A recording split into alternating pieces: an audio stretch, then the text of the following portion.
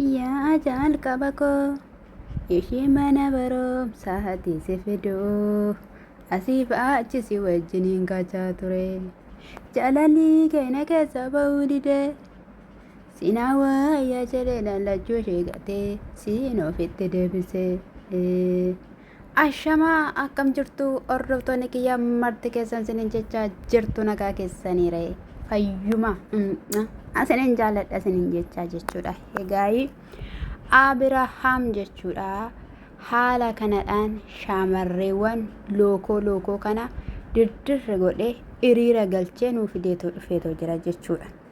Inna Abirahaam sittaa tolu sababni isaayyuu dubartoonni obbaruu hin dandeenye.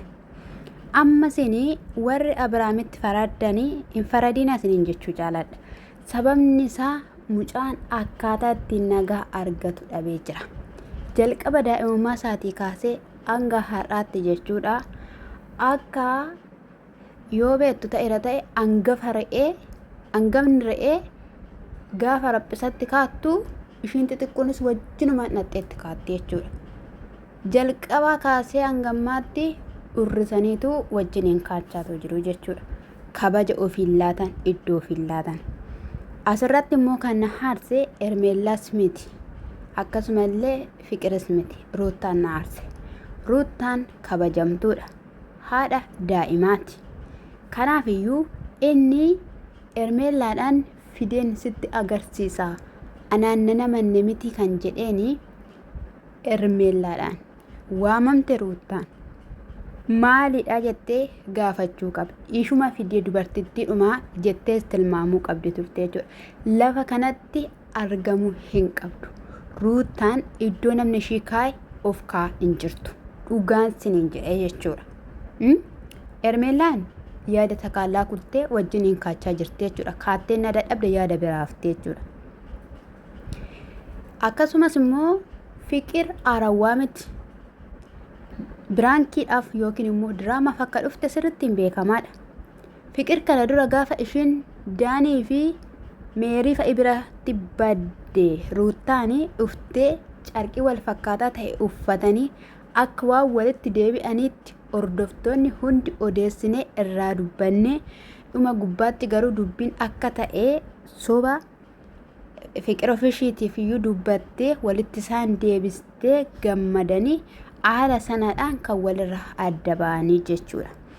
Inna dammoo osumallee walitti illee Abiraamii fi Fiqir iyyuu deebi'anii haala kanadhaan washeeqaa kokkolfaa taphachaa in dhuftu turteeyyuu jechuudha. Fiqir in saalfatte turtee jechuudha. Kuni hundinuu kan qophaa'aa jiruu fi Ermeellaadha jechuudha. Hermeellaadha. Kuni wanti taate jechuudha. Dhugaa rabbii osoo kun jechuudha. Ungooxoo wayii muratanii jechuudha. Cagadanii bira itti fuudhanii. Ati sammuun qabdu ofii kee yoo of gurgurte abbaa si dhalchee haadha si dhalcheef iyyaaddu. Namni jooko bara jiraattu keessatti jechuudha. Sammuun kee gurgurraan bakka. Waan namni siin jedhu hin dhageessu. Waan namni sitti dubbatu hin dhageessu. Ilaalteellee waan gaariillee barachuu hin dandeessu. Maaliif jennaan sammuu kee gurgurteetta isanni siin jedhe qofa hordofta wanta ta'eef jechuudha. Abiraam egaa dhiisuu didan boqonnaa laachuufii didan akka boqonnaa laataniif inni argitaniitu akkatti inni shurbaa dhaate duuriyyummaa keessa akka gale gaafsanayyuu isaan biraa hin hamne deebi'ee arrafachuu gaafa dadhabuu amma gaa hin argitu jedhe. In bartu jedhe. Nuti nama haddaati jenneetu kan nuti sobneeoo ani kan hin sobe malee maalan gaabba allammata noormaalis isaan fidanii viidiyoo irratti xaqe godhan malee isa tiktookii irra inaasoo kan akka tiktookitti immoo sobee nama sobsiisu hin jiru jechuudha. Aappiin amma akkami wanta isaa wal bukkee dhaabanii intalli otoo shurrubbaa shaa gootu harka kiisii keessatti otoo naqattu akkamittiin soba jettumee kana. Addunyaa irraa odeessaan isirraan odeesse yaa waaqa koo dhiifama naa godhe lakin ol jedheen dhiifama si gaafadha. Akka waan hin argeetti miyaasaa ture jechuudha nutiyyuu.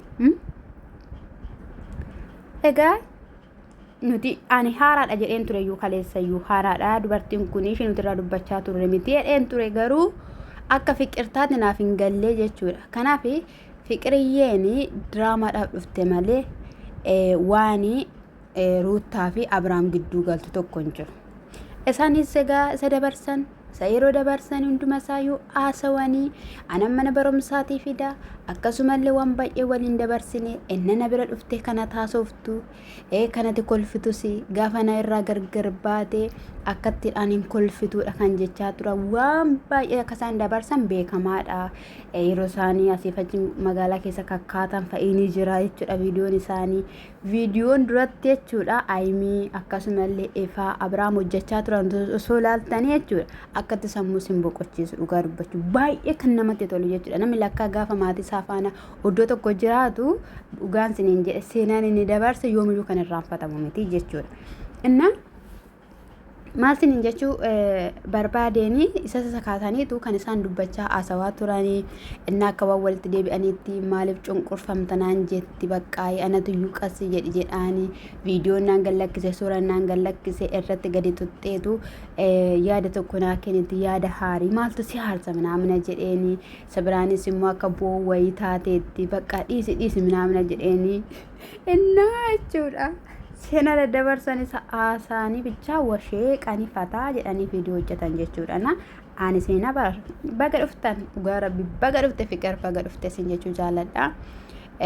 Ruutiyyeenis gaabbiteetti gaabbina ishii jilbeeffachiiseera gadi ishii qabeera baay'ee tokkoon gadditeetti Abiraam dubartii sadaffaan fida jechuuni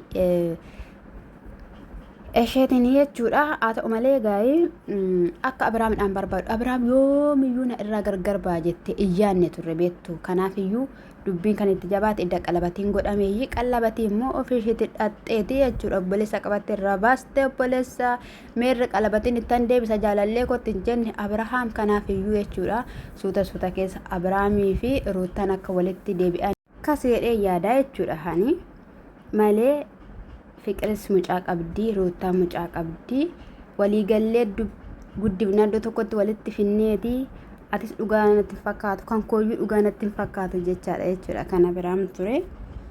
Yeroo waa'ee argataniitu imimmaan akkatti qabee anannaa mucaa kiyya hargee imimmaan tuna qaba kan jedheeni xiggeenillee yeroo waa'ee gaafatteetu mee akkamiisoo wajjin filattee tokko wajjin jiraachuu barbaadde minaamina jennaanii waa lama wal bukkee qabee kanaafiyyuu filachuu akka hin dandeenyetti haasawee jechuudha. Cinqii keessa akka jirutti jechuudha. Cinqii keessa immoo kan jiraachisaa turte Ermeellaadha jechuudha.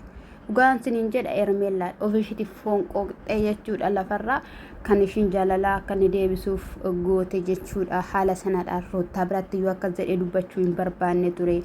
Bakka si'iif jedhee gammachuu keedhaaf jedheeti jedheen jechuudha. Yeroo sanas jechuudha viidiyoon sun jira waanta ta'eef jechuudha.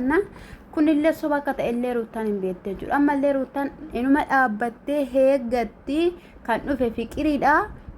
Dubartii alagaa orma miti kan dhufe waanta ta'eef isa kanaaf ilmoo biyya abbaa ishiitiidha.